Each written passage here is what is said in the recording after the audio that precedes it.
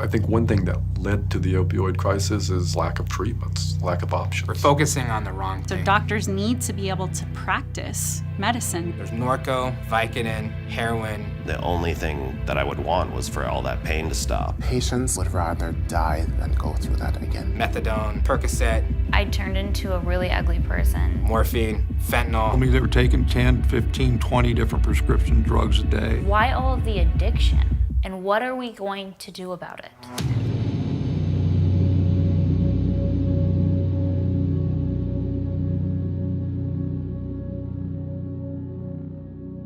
There is overwhelming evidence. There is irrefutable evidence that cannabis is safe and effective.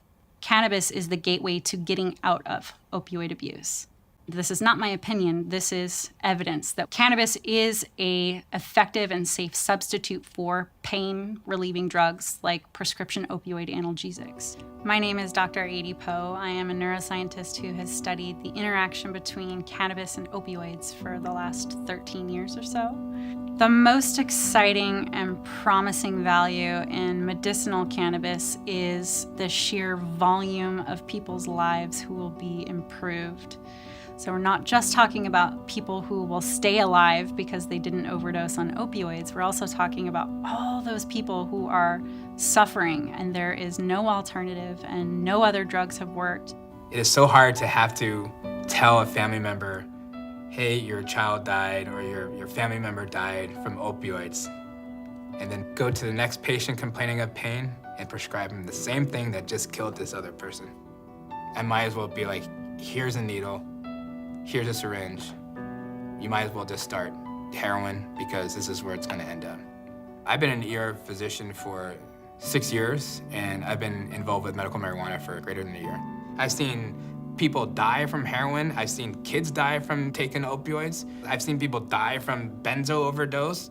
I have not, till this day, seen somebody die from marijuana. I'm Mark Wallace. I'm an anesthesiologist, boarded in anesthesiology and pain medicine.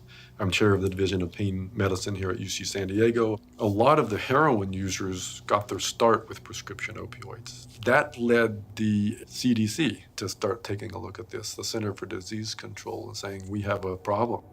In 2016, the Centers for Disease Control came out with a set of guidelines in order to curb this crisis. One of those was that we need to switch to non-opioid drugs for most cases of chronic pain. The National Academies looked at more than 10,000 studies in humans, only published since 1999, and they definitively concluded that not specific cannabinoids, not isolated cannabinoids, cannabis is indeed safe and effective for the treatment of chronic pain. So the CDC was asking for non-opioid alternatives, and the National Academies has given us an answer, and that's cannabis. The roots of the opioid epidemic are really in the early 90s. The American Pain Society came out with some publications in support from consumer advocate groups and patient advocate groups. They all came together and said, hey, we have a huge crisis of untreated pain in this country. At the same time, the emergence of oxycodone happened. So all of a sudden, you have this untreated pain epidemic combined with this brand new, what was thought of as a miracle drug. The evidence that we have now, obviously, is that there is no difference between oxycodone or any of these other prescription drugs and heroin. Currently, in the United States, over 91 people a day dying from opioids. It's a terrible killer. We lose over 50 veterans a day now to prescription drug overdose and suicide. It's not that they want to become addicted, but they either start depending on it or it's difficult for them to learn how to deal with pain. There's an overlap between addiction and pain, which makes it very, very difficult. I think the answer is probably just to try to prevent them from going on the opioid in the first place. Cannabis is safe and effective for the treatment of chronic pain, which opioids are not. Opioids are really great at treating severe pain, but over the long term, their utility is diminished because of the severe side effects that accompany them. In order to get pain relief, you have to suffer through those side effects. And one of the reasons that cannabis is an effective alternative to opioids is because it does not produce those side effects. We discovered that the active molecule in the cannabis plant was delta-9 THC. That was in the 60s, but it wasn't until the early 90s that we really identified what it was inside of our own bodies that was activating the same receptors that THC was. We have cannabinoid receptors all over our body. They're located on inflammatory cells, white blood cells, lymphocytes. They're located all throughout the nervous system, both the peripheral nerves, the spinal cord, the brain. They have anti-inflammatory effects. They have various properties that have health benefits. And then the cannabinoid 1 receptors, when you stimulate them, you actually reduce pain transmission into the nervous system.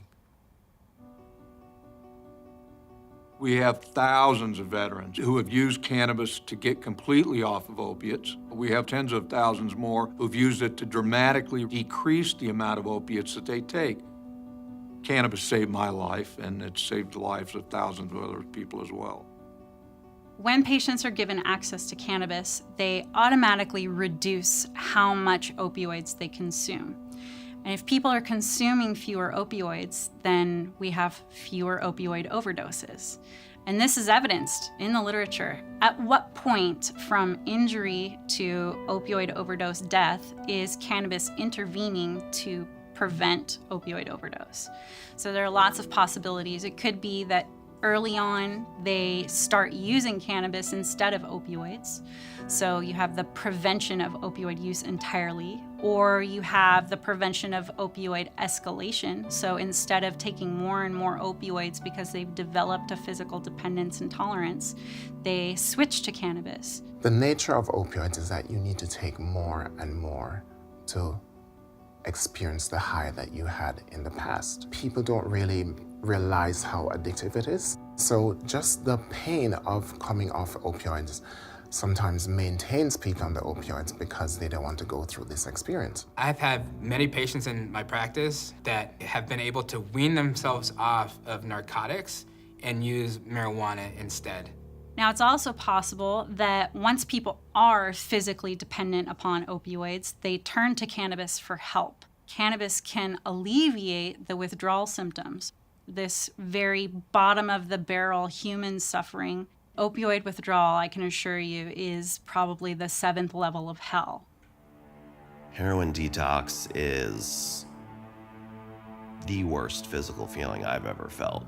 The worst flu you've ever had, mixed with a stomach virus, fluids just coming out of you everywhere. There's a whole mental part to it too, where you lose interest in everything. You want to jump out of your own skin. I don't even know if there's words to describe the degree of pain and suffering. You know, it's like breaking 1,000 bones all at once while your skin has needles being shoved into it, while you're burning up from the inside out but freezing at the same time, and projectile vomiting and probably experiencing diarrhea all at once. Now, I took 180 milligrams of OxyContin a day and 40 milligrams of Ambien just to be able to sleep 1 to 2 hours at night. The only thing that separated me from poor guy or gal that was shooting heroin under the bridge is the fact that I was able to obtain my opiates legally. The brain does not care whether you're getting this drug from a prescription or whether you're getting this drug from a street corner. When I was 16, I was introduced to OxyContin, and my love affair with opiates really took off. Eventually, my sister and I were up to smoking 10, 15 pills a day. I mean, they did nothing for us because we had built such a high tolerance. Eventually, we moved to heroin. As a social worker, one of our foundational principles is to reduce harm and to let people grow and determine their own life. Cannabis allows us to do that. It's important to know that people can replace the use of something that's hurting them or killing them with medicinally dispensed cannabis. It does make the detox infinitely more tolerable. The first few days went by much easier than any other detox program I've ever been through. Cannabis really helps in those early days. Something a lot of people in the recovery community don't understand. Maybe there's old stigmas. But cannabis really does help keep me off chemicals that would kill me. Any movement in that direction, away from killing yourself, is progress, and that's harm reduction to me. It is very tempting to tell patients, hey, narcotics are not the answer. I think you should try medical marijuana. I feel like that would be more beneficial for you. But the fact that it is federally illegal, providers are not doing it. I was first introduced to opioids when I was about 18. I was a senior in high school, and I kept taking them. I didn't really think there would be any consequences. I started smoking heroin almost every day, or as often as I could get it. I was using heroin for probably close to 5 years. 5 years straight, yeah. Every day, became about getting high, not wanting to feel sick. The only thing, that I would want was for all that pain to stop. And that meant finding heroin, finding opiates immediately. I absolutely believe that if anyone's earned the right to decide what to put into their bodies to treat their injuries, their pain, their mental health, who would that be other than veterans? We have all these brave men and women, all these American heroes coming home after surviving some horrendous combat situations only to be killed by the people that are supposed to be taking care of them. So this is just a huge shame. If almost every single veteran could probably have their quality of life enhanced if they were allowed to bring cannabis into their regimen. A vet can't even talk to their VA doctor about cannabis medicine because the VA doctor is a federal employee and cannabis is a federally controlled substance. Everyone wants more information about cannabis as a therapeutic. In the most recent request for the DEA to reschedule cannabis, the DEA did their job and turned to the FDA and said, can you tell us, is this safe and effective? The FDA, through their very vigorous and rigorous process, concluded that no, there was not sufficient evidence to downgrade cannabis from a Schedule I. This is the nature of the catch-22 in cannabis medical research. You can't get data because it's a Schedule I, and it's a Schedule I because there's not enough data. The definition of Schedule I is there's no medicinal use, high abuse potential, no medicinal use. Well, we know that the abuse potential is low, and we know that there's a lot of medicinal benefits from it. I am a pharmacologist, and when I look at the cannabis plant, I see incredibly complex pharmacology.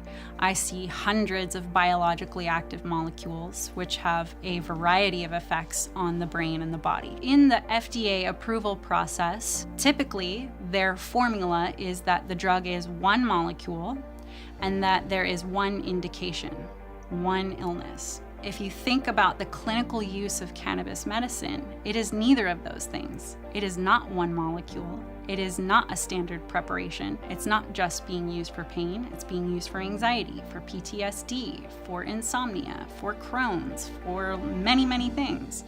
So on both sides of the equation, cannabis does not fit into the regulatory framework which the FDA has set up in order to bring an experimental drug, a preclinical drug, into the marketplace. It's all about education. We just have to put pressure on the people who are in control and don't give up, and just know that eventually the word will get through and the change will occur. I started medical marijuana practice because of the opioid epidemic. I feel like medical marijuana is the answer. I would much rather have a patient rely on marijuana than have to rely on a benzo or rely on a narcotic. Because people are not dying from overdoses of marijuana. There hasn't been a case. If you look at states that have passed medicinal cannabis laws, on average, there is a 25% drop in fatal opioid overdoses. Now that effect gets larger the longer that law has been instituted. So for instance, in the state of California, which has had a medicinal law since 1996, there's actually a 33% reduction in their opioid overdose rate. I'm using cannabis to get my patients off of opioids. It's amazing how many people will wean off slowly, and now they're in a lot of pain. And then I'll introduce the cannabis and they feel better. And they say the difference is they feel that I've given their life back because they felt a slave to the opioid. And that they're looking at their clock when I'm going to get my next opioid, when is my next dose. When you take them off the opioid and put them on the cannabis, they stop looking at the clock, and they don't feel a slave to it. We're focusing on the wrong thing. Medical marijuana should not be classified as the alternative. It should be the first line of treatment. Cannabis probably has the greatest potential to have a major impact on public health, specifically through its ability to diminish our reliance on opioids. This is cannabis's greatest opportunity to do the most good in the world right now.